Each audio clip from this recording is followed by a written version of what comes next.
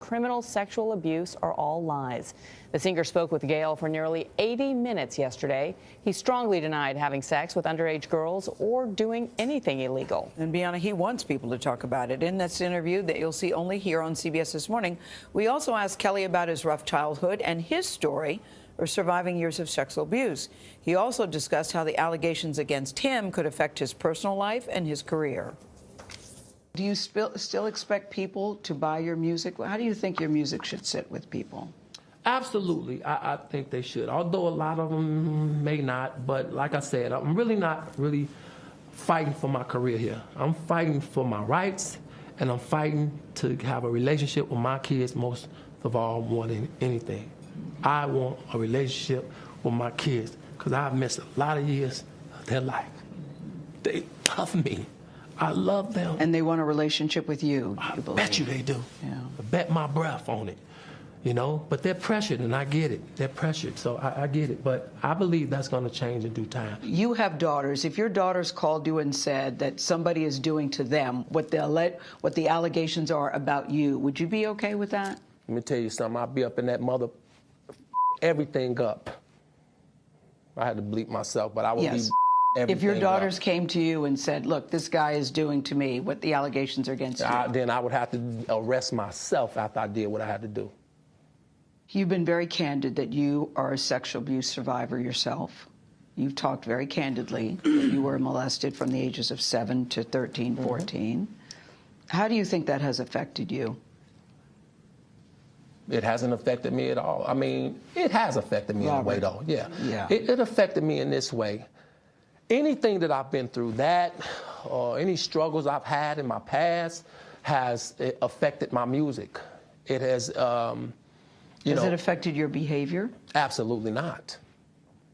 Because I'm going to tell you something, I know people think, oh, well, he was abused. Exactly. Well, that's why he's doing that. No. No, the experts will tell you this. Most people who are abusers have been abused, but not all people that have been abused go out and abuse others. Okay. And so that's why I asked the question. That's what the experts said? That is what the experts said. But they didn't say all, did they? No, they didn't. No, all right. No. Here I stand. So that's why I'm asking you. I'm in the not all.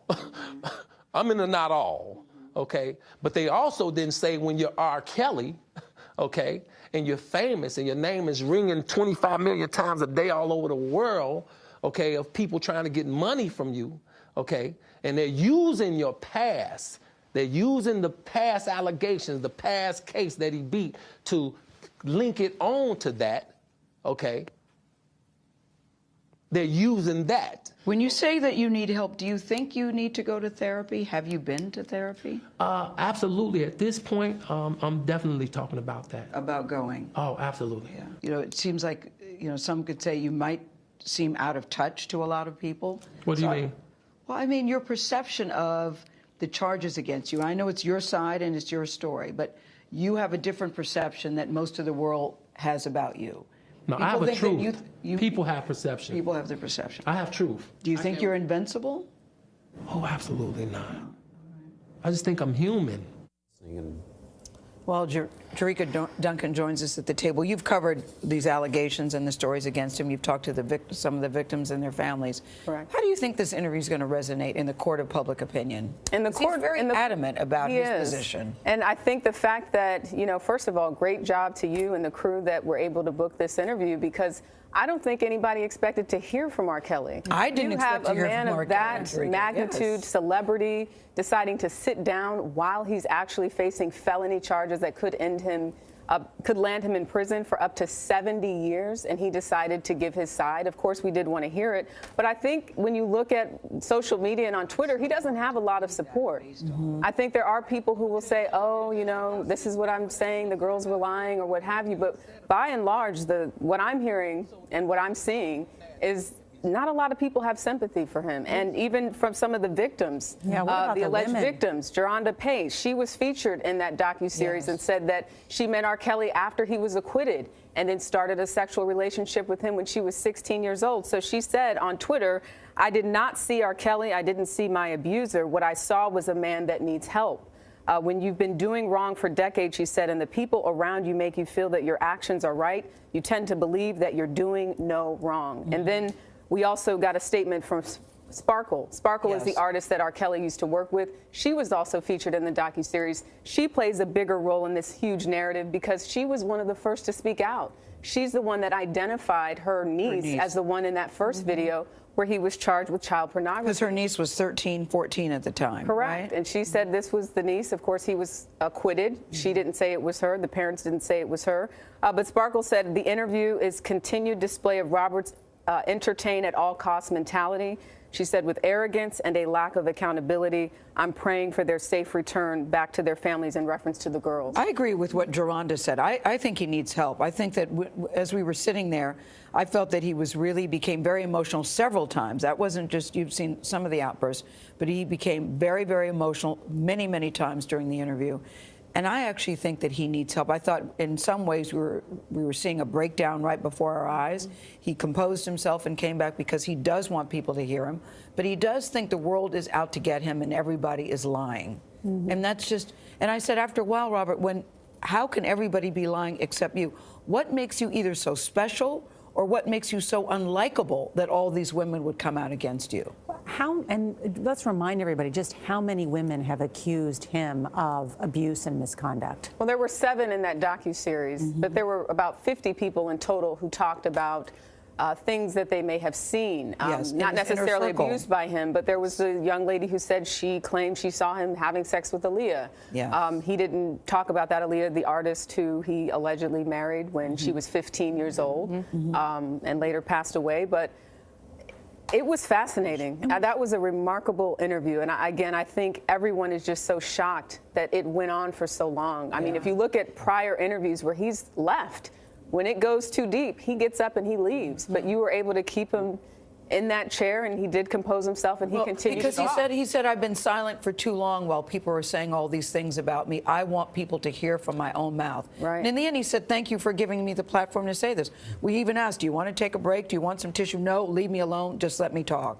And that is what we did. Well, of course, we'll be waiting to see what happens as this goes to trial, That's potentially, right. because that is the opinion that matters Exactly. the most. It's not 12 just jurors social who media. will decide whether or It's not there's actual enough law. evidence to. The thing that got to him the most, though, Jerika, was his relationship with his own children. yeah, I he could see became that. most emotional when he kept talking about, I want to see my children. I want to have a relationship with my children. There are clearly issues with R. Kelly and his ex-wife, Andrea, which he says he has the utmost respect for her because she is the mother of his children.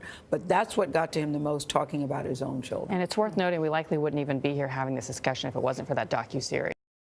We have much more of our interview with R. Kelly addressing his current relationship with 2 young women.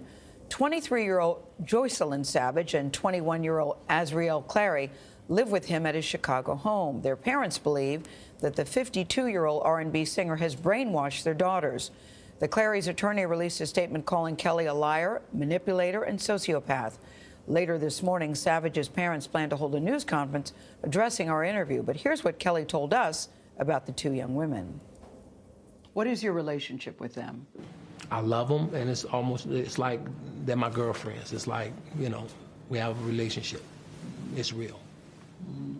And I know guys, I've known guys all my life to have 5 or 6 women, okay? So don't go there on me, okay? Because that's the truth. The fact that they're much younger than you.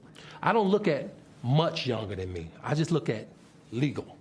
I just look at you're you, I'm me. Now, I don't know if you're married. I don't know. I don't know if you had a relationship. I don't know what I don't know. But one might be older than the other. One might be younger than the other, okay? So I just look at legal, okay? People, there are older men that like younger women. Is that there you? are younger women that like older men. Are you an older man that likes younger women? I'm an older man that love all women. Okay. Kelly says he met Joycelyn Savage after her father brought her to one of his concerts when she was 19. I didn't go looking for a Jocelyn Savage. I was doing my show. He brought her and asked a friend of mine to put her on the stage with R. Kelly. Make sure she's on the stage. Azriel Clary also met Kelly at one of his concerts. Her parents say Kelly pulled the then 17-year-old on stage back in 2015. They say they had hoped that she would become Kelly's musical protege. Azriel Clary, what is your relationship with her? Right now, I'm seeing her. You were seeing her. Yeah, she's 21. I'm seeing her. She's 21. Yeah. But did you start seeing her at 17? Absolutely not. Did you have sex with her when she was 17? Absolutely not. Absolutely not. Although her parents wanted me to. No, her but parents claim they have text messages that show that you had sex with her when she was 17. Claim. So you're saying you did not have sex with her when she was 17? Absolutely not. You are with two women right now. You love them. They say they love you. What kind of love is it that keeps these young women away from their families? Their families are saying. These? I'm talking right now about Jocelyn Because you and know, I'm Azrael. going to answer your question. What kind of love father, is that? What kind of father? What kind of mother will sell their daughter to a man? Who did that? How come it was okay for me to see them until they wasn't getting no money from it? Why would you take your daughter? If I were going to take my daughter and she's 19 years old to a 49-year-old icon, whatever, celebrity, or R. Kelly concert, or whoever it is, I'm not going to put her on the stage and leave her. I'm going to take her to the concert. Their father is more into my music and know about my music than they do. You're saying the parents handed their daughters, Azrael and Jocelyn, over to you? Is that what you're saying to us? Absolutely. Are the cameras still going? Yes. Absolutely. Well, yeah. I know you suggesting that the parents sold the daughters to him. He is saying that the parents are in it for the money, is what he's saying. He is saying that both sets of parents brought the daughters to him in hopes that they would work together, and that the parents could do a deal with them, that maybe the daughters could work. I mean, he tells a very different story. I talked to Azrael's father the night before the interview. He very much believes that his daughter's been brainwashed. He says his daughter loves to sing, and that's how she got involved with R. Kelly. He says he has text messages that prove they had sex when she was 17. And so, you know, there's all sorts of court cases going on. It really is, Nora, I have to say, hot mess all the way around, on all sides, And Jocelyn's parents, as we mentioned, are going to be holding a press conference Yes, later. they're holding a press conference later today. It'll be interesting to